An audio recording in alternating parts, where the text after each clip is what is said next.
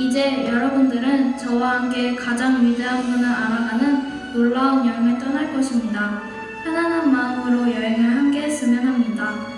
그분은 우리의 변치 않는 친구이시며 당신이 외롭고 힘들 때 언제나 든든한 위로자가 되어주십니다.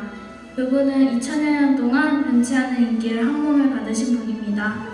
그 이유는 지금부터 시작될 놀라운 여행을 통해 알게 될 것입니다. 앞으로 펼쳐질 사건들은 실제 사실을 그대로 옮겨놓은 것임을 잊지 마세요.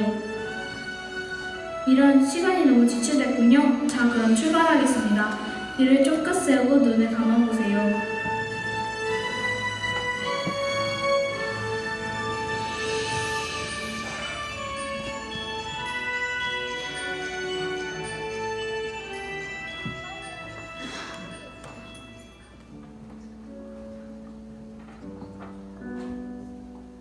약 2000여 년 전에 다윗의 동네 유대 땅 베들레헴이라는 곳에서 동정녀 마리아의 몸을 통해 한 아이가 태어났습니다.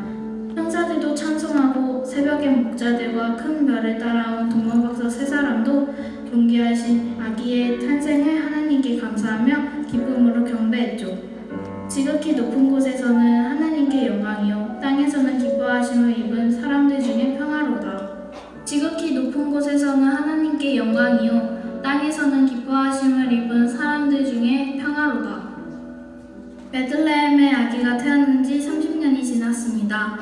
이때 그분이 죄 많은 세상 사람들을 위한 삶을 시작할 것이라고 외치는 광야의 소리가 있었으니 그는 세례 요한이라는 사람이었습니다.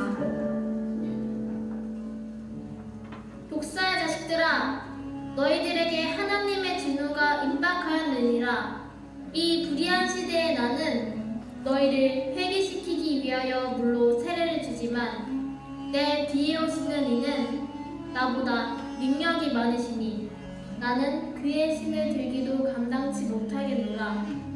그분은 하나님을 올바로 믿는 알곡은 모아서 곳간에 들이고 회역한 시대를 닮아가는 특정인은 꺼지지 않는 불에 태우시리라.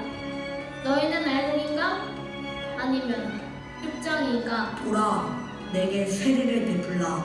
그게 대체 무슨 말씀입니까? 내가 당신에게 세례를 받아야 할 터인데 어찌여 나에게 도리어 세례를 베풀라 하십니까? 이제 허락하라. 우리가 이와 같이 하여 모든 의를 이루는 것이 합당하니라. 우와! 하늘이 열리고 성령이 비둘기같이 내려와 그의 위에 머무는도다. 이르기를 하나님 내 또한 자라. 이분은 세상을 지으라는 하나님의 어린 양이로다.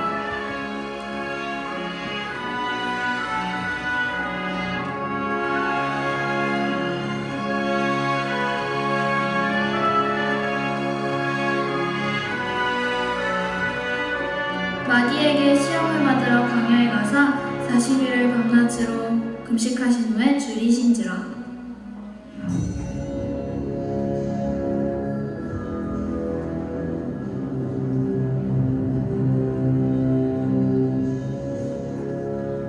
배고프지? 네가 만일 하나님의 아들이라면 이 돌들을 떡덩이가 되게 하여 너의 굶주림을 해결해봐. 사람이 떡으로만 살 것이 아니요 하나님의 입으로 나오는 모든 말씀으로 살 것이니라. 뭐라고? 그럼 좋아. 다음 본문도 그렇게 쉽게 통과할 수 있을지 어디 두고 보자. 이곳은 거룩한 성전의 꼭대기야. 네가 만약 하나님의 아들이거든 이곳에서 한번 뛰어내려봐. 하나님이 너를 다치게 하시겠어? 주, 너의 하나님을 시험하지 말라. 그분은 위대하여 너의 시험 대상이 아니니라. 이런, 그곳은 어떻게 알았지? 좋다. 마지막으로 가볼 곳이 있다. 여기 저 아래 넓은 세상들과 휘황찬란한 하늘이 보이지? 만일 네가 내 엎드려 경배한다면 이 모든 것을 네게 줄게. 사탄아, 물러가라. 주, 너의 하나님께 경배하고 그분만을 섬기라. 뭐라고? 사탄아, 물러가라. 주, 너의 하나님께 경배하고 다만 그분만을 섬기라.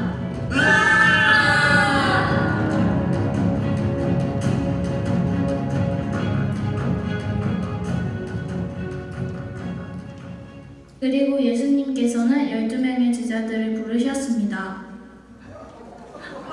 두려워 말라. 이제 후로는 내가 사람을 취하리라.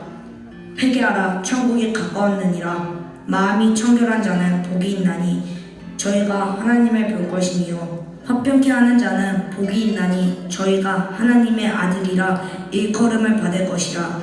진실로 이르노니 또 가늠치 말라. 나는 너희에게 이르노니 여자를 보고 음욕을 품는 자마다 마음이 이미 가늠한 것이니라. 너희 원수를 사랑하며 너희를 핍박하는 자를 위하여 기도하라. 너는 남을 도울 때에 오른손이 하는 것을 왼손이 모르게 하여 내 구제함이 은밀하게 하라. 은밀한 중에 보시는 너희 아버지가 갚으시리라.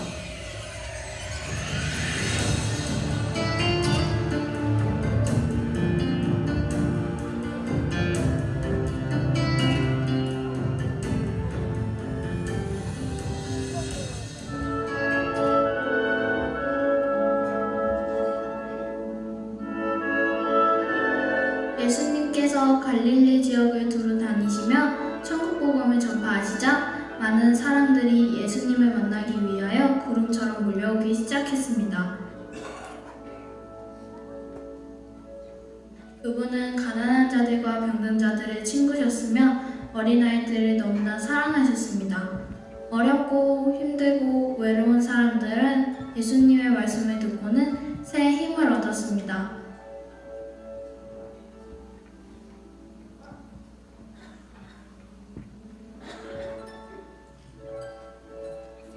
하루는 가버나움이라는 회당에서 사람들에게 가르치시고 나오시는데 더러운 귀신 들린 자가 예수님께 나왔습니다.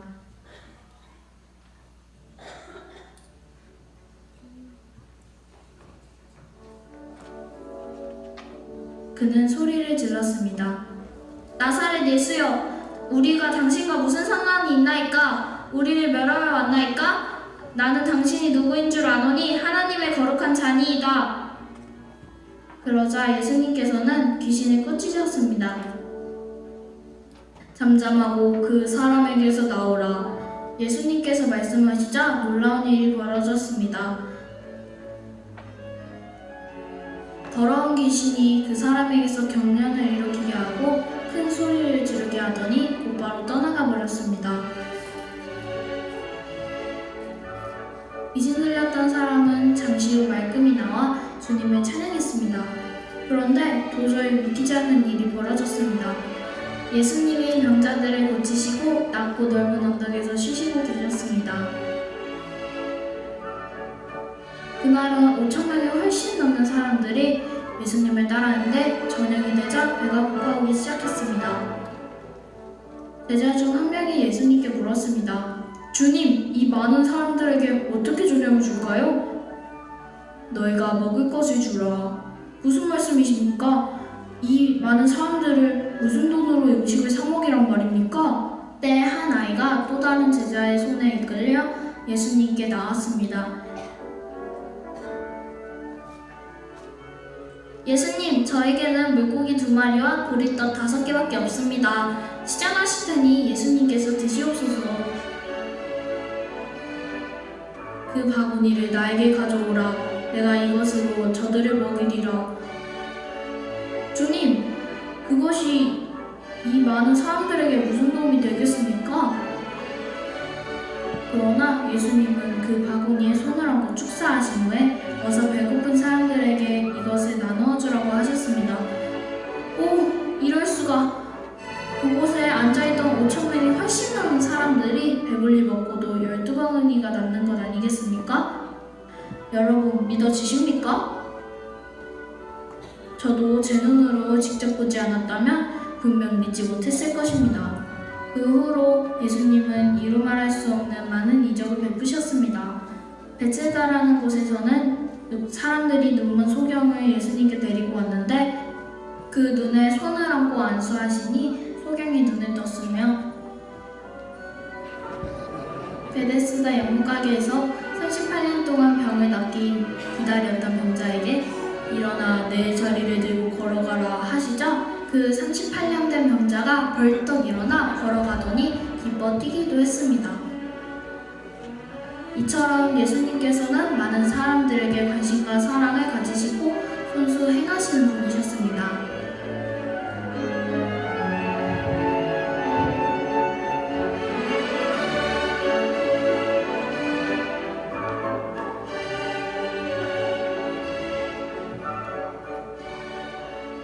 유대민족의 최대의 명절인 유월절이 다가오자 예수님은 구약의 예언대로 어린 나귀를 타고 예루살렘 성으로 입성하셨습니다. 유월절을 보내기 위해 방방곡곡에서 몰려든 사람들은 예수님을 보더니 환호성을 지르고 호산나 다윗의 자손이여 찬송받으소서 호산나 호산나 하며 무리를 지어 뒤따랐습니다.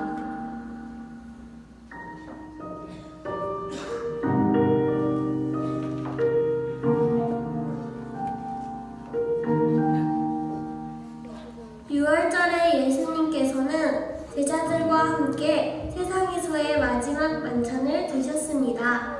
이때 자리에서 일어난 예수님은 겉옷을 벗고 허리에 수건을 들으시고 대야에 물을 담가 제자들 한 사람 한 사람의 발을 씻겨 주셨습니다.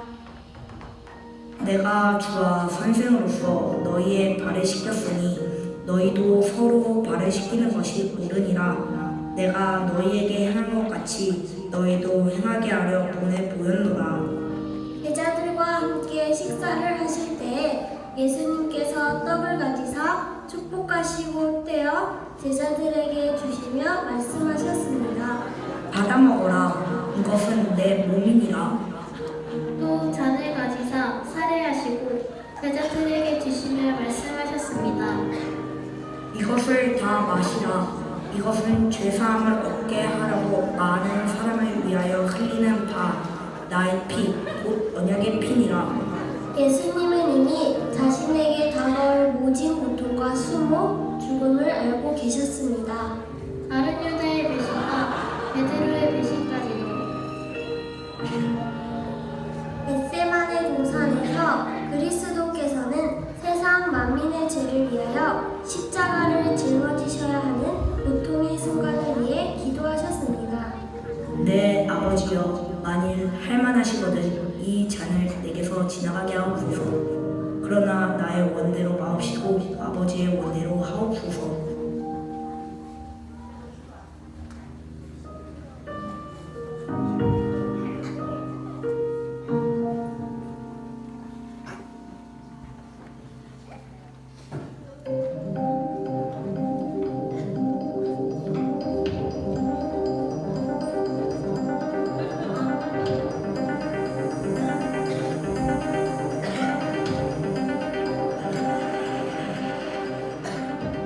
목요일 밤 가룟 유다의 배신으로 체포당하신 예수님은 성남 궁중에 이끌려 재판을 받으러 대제사장 가야바 빌라도 헤롯에게로 끌려다니시며 갖은 고초를 겪으셨습니다. 유대인들은 예수님을 십자가에 못 박으려고 사형시킬 죄목을 찾았지만 사형에 마땅한 죄를 지적해낼 수 없었습니다. 결국 그들은 성남 궁중 심리로 폭동을 두려워하는 빌라도로부터 예수님을 십자가에 못 박도록 넘겨받았습니다. 주님은 그들에게 채찍을 맞으시고 갖은 조롱을 당하시고 십자가를 지고 골고다 언덕길을 향해 올라가셨습니다. 예수, 넌 미쳐도 아주 단단히 미쳤단 말이야.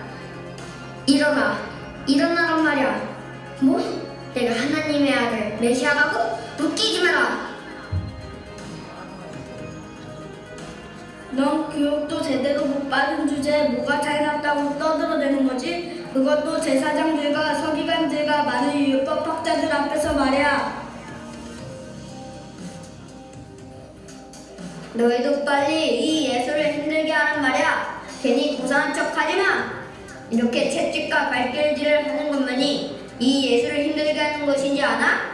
너희처럼 앞에서는 예수를 잘 믿는 척하면서 뒤로는 온갖 못된 짓을 하는 것이 이 예수를 더 힘들게 하는 것이지. 하하하하하.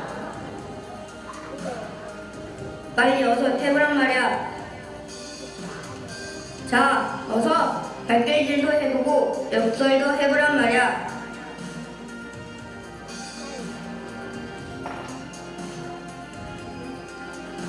넌 정신병자였어. 너가 아무리 저 사람들을 사랑하여 저들의 죄를 사한다고 하지만 저들은 결국 너를 배신했지. 제사장들과 서기관들과 그리고 많은 율법학자들도 예수 널 정신병자라고 했어. 그래, 내가 하나님 아들 메시아라고 하면서 왜 너 자신을 구원 못하는 거지? 예수, 넌 거짓말쟁이야, 사기꾼이야.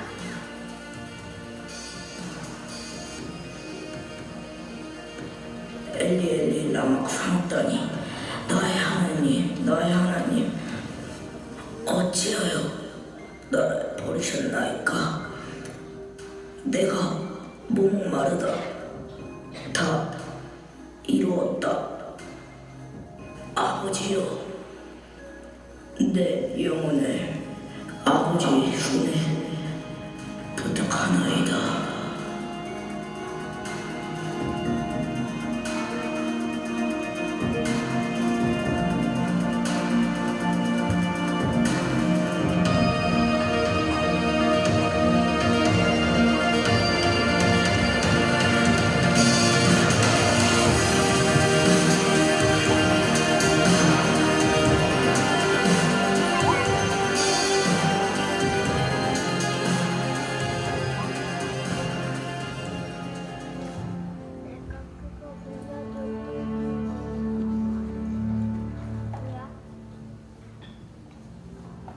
저는 갈릴리의 어부였던 베드로였습니다.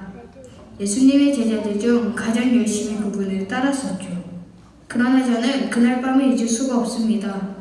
바로 주님께서 잡히시던 그날 밤 말입니다. 왜냐고요?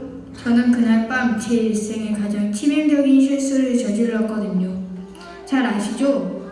예수님의 수제자 이 베드로가 3번씩이나 예수님을 모른다고 했던 일 말입니다. 희박다 우는 소리가 들려왔을 때 제 마음속에 충격이란 뭐라고 표현할 수 없을 정도였습니다. 가슴이 미어지고 내 자신이 저주스럽고 저는 도저히 서 있을 기력조차 없었습니다. 그 전날 저녁 예수님께서 내일 딱 오기 전에 내가 나를 3번 모른다고 할 것이다 라고 하셨을 때 제가 뭐라고 했는지 아십니까? 네, 그렇습니다. 다른 사람은 몰라도 저는 어떤 일이 있어도 주님을 버리지 않을 것입니다 라고 장담했었지요. 그러나 저에게 위급한 상황이 닥쳤을 때 그렇게 한심하게도 주님을 모른 척하게 될 줄은 정말 저 자신도 몰랐습니다. 상황이 바뀌었다고 제 믿음이 그렇게 돌변할 수 있을까 생각하면 지금도 몸둘 바를 모르겠습니다. 친구여, 너무 고통스러워하지 마요. 그것이 우리 약한 인간들의 본연의 모습이요. 그대는 순간을 보면 알고 단지 그를 부인하였을 뿐이지만 난 그분을 팔아버렸소. 그저 노예 한 명값에 말이오. 난 그분이 하나님의 아들임을 의심치 않소. 난 그분이 메시아임을 의심치 않소. 그렇기 때문에 난 그분이 우리 민족을 로마의 압제로부터 해방시켜내시고 그분이 늘 말씀하시던 하나님의 나라를 이 땅에 건설하리라 믿었소. 영원히 번성할 여호와의 나라, 위대한 유대 민족이 온 세상을 지배할 그 나라가 곧 우리라 믿었소. 그런데 그분은 너무도 쉽게 그 일을 포기하셨소. 난 그분이 그렇게 무기력하리라고 생각지 못했소. 여하튼 모든 게 내 잘못이야. 예수님을 판 것도 스스로 자살한 것도. 회개하고 돌아오기만 하면 날 용서해 주시고 받아주실 주님의 큰 사랑을 왜 깨닫지 못했는지. 나도 베드로 자네처럼 회개했어야 했는데. 그분이 유죄 판결을 받으셨소. 난 이걸 가질 수 없소. 이 더러운 돈, 이 돈 30냥이 탐이 나서 그랬던 건 아니었소. 죄 없는 분의 피를 팔았으니 나는 큰 죄를 지었소. 이 돈 돌려받으시오. 그분은 아무 죄도 없소. 그분을 놔주시오. 제발.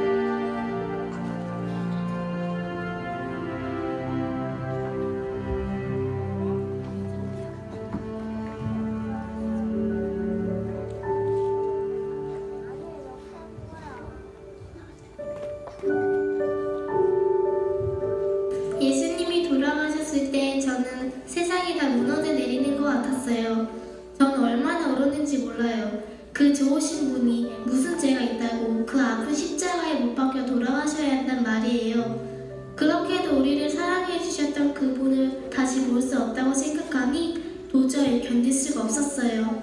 저는 슬픔에 잠겨서 예수님의 시신에 향유를 발라드리려고 안식일이 지난 첫날 이른 아침에 예수님의 무덤을 찾아갔죠. 불이 굴러가 있더군요. 이상한 예감이 들어 얼른 무덤 속에 들어가 보았더니 예수님의 시신이 보이지 않는 거예요. 이제는 예수님의 시신만 없어졌다니 저의 슬픔을 가슴을 찢어주는 것만 같았어요. 그때 어떤 찬란한 옷을 입은 사람이 나타나 예수님이 다시 살아났다는 거예요. 저는 믿을 수가 없었어요. 그래서 무덤 밖에 나가 울고 앉아있는데 어떤 사람이 저에게 왜 울고 있느냐고 말을 거는 것이었어요. 전 그 사람이 동산 지키는 사람인 줄 알고 예수님의 시신이 어디에 있는지 아느냐고 물어보았어요. 그때 마리아야 하는 음성이 들렸어요. 아, 그분이 바로 예수님이셨어요. 예수님이 다시 살아나신 거예요. 찢어지는 것처럼 슬프던 저의 마음은 기쁨이 넘쳐흐르기 시작했어요. 저는 동산에서 뛰어내려가면서 미친 듯이 소리 질렀어요. 주님이 부활하셨다! 예수님이 다시 살아나셨다! 여러분, 마음이 슬프실 때 부활하신 주님을 생각하세요. 슬픈 마음은 사라지고 기쁨이 넘칠 거예요. 우리의 죄를 대신하여 십자가 위에서 물과 피를 다 쏟으시고 죽으신 예수님께서 성경의 예언대로 4일 만에 부활하셨습니다. 그리고 하늘로 올라가셨습니다. 그리고 우리에게 명령하셨습니다.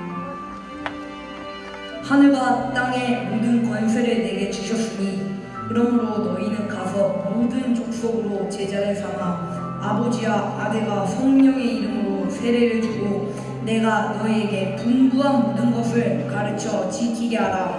볼지어다 내가 세상 끝날까지 너희와 항상 함께 있으리라.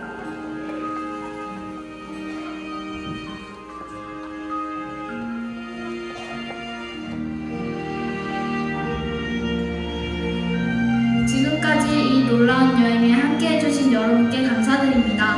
부활의 주님, 우리를 언제나